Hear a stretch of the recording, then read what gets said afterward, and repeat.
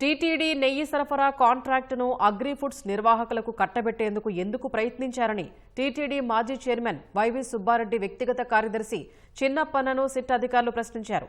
Tirupati SIT కార్యాలయంలో రెండో రోజు చిన్నప్పన్నను లోతుగా విచారించారు. మరోవైపు టీటీడీ మాజీ చైర్మన్ వైవి సుబ్బారెడ్డిని విచారించేందుకు సిట్ బృందం హైదరాబాద్కు బయలుదేరి వెళ్లింది.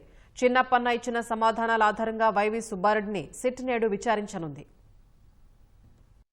తిరుమల కల్తీ నెయ్యి కేసు విచారణను సిట్ బృందం వేగవంతం చేసింది. అలిపిరి వద్దనున్న సిట్ కార్యాలయంలో సిట్ అధికారులు టీటీడీ మాజీ చైర్మన్ వైవి సుబ్బారెడ్డి వ్యక్తిగత కార్యదర్శి చిన్న అప్పన్నను రెండో రోజు విచారించారు. కల్తీ నెయ్యికి సంబంధించి మొదటి రోజు అప్పన్నను విచారించిన సిట్ రెండో రోజు పలు ప్రశ్నలను సంధించింది. ప్రీమియర్ అగ్రిఫుడ్స్ సంస్థతో సంబంధం లేకపోతే 50 లక్షలు ఢిల్లీలో వారి ప్రతినిధుల నుంచి ఎందుకు తీసుకున్నారని సిట్ అధికారులు చిన్న అప్పన్నను ప్రశ్నించారు. మైసూరులోని సిఎఫ్ఆర్ఐ ల్యాబ్లో చేసిన పరీక్షల్లో కల్తీ నెయ్యిగా నిర్ధారణ అయినప్పటికీ వైవి సుబ్బారెడ్డి ఆ నెయ్యిని మీ ఒత్తిడితోనే తిరుమలకు తరలించినట్లు గుర్తించామని, దీనిపై మీ వివరణ ఏంటని చిన్న అప్పన్నను సిట్ అధికారులు ప్రశ్నించారు. ప్రీమియర్ అగ్రిఫుడ్స్ నుంచి ఇంకెప్పుడైనా లంచాలు ముట్టాయా, మరేదైనా సంస్థతో సంప్రదింపులు జరిపారా అని సిట్ అధికారులు ఆరా తీశారు. విశాఖ, విజయనగరంలో కోట్ల రూపాయలు విలువ చేసే ఆస్తులు ఎక్కడి ఆదాయంతో కొనుగోలు చేశారని ప్రశ్నించగా, గతంలో పలు ఉద్యోగాలు చేసి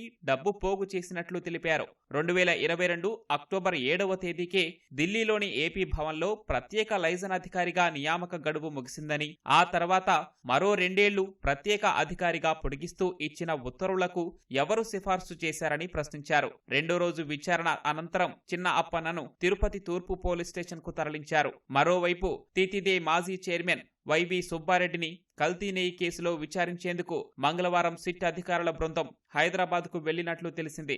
నేడు ఆయన్ను విచారించే అవకాశం ఉంది. చిన్న అప్పన్న ఇచ్చిన సమాధానాల ఆధారంగా వైవి సుబ్బారెడ్డిని ప్రశ్నించేందుకు ప్రశ్నావళిని సిద్ధం చేసినట్లు తెలుస్తోంది. తిరుమలకు కల్తీ నెయ్యి సరఫరా అవుతుందని వైవి సుబ్బారెడ్డికి తెలిసినా అనుమతించారని సిట్ అధికారుల విచారణలో తేలింది. బోలేబాబా డైరీని 2022 అక్టోబర్ వరకు, ప్రీమియర్ అగ్రిఫుడ్స్, వైష్ణవి డైరీల కాంట్రాక్టును 2024 వరకు ఆయన హయాంలోనే పొడిగించారు. ప్రీమియర్ అగ్రిఫుడ్స్ నుంచి చిన్న అప్పన్న 2 విడతల్లో 50 లక్షల రూపాయలు తీసుకున్నారని నిర్ధారణ అయ్యింది.